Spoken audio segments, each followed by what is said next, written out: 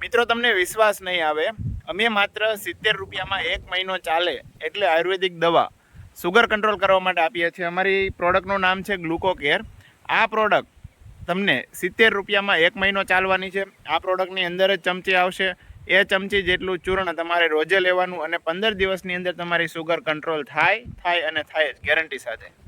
અને રિઝલ્ટ જોવું હોય તો આ વિડીયો પૂરેપૂરો જુઓ. બેન તમારું નામ કયો ને?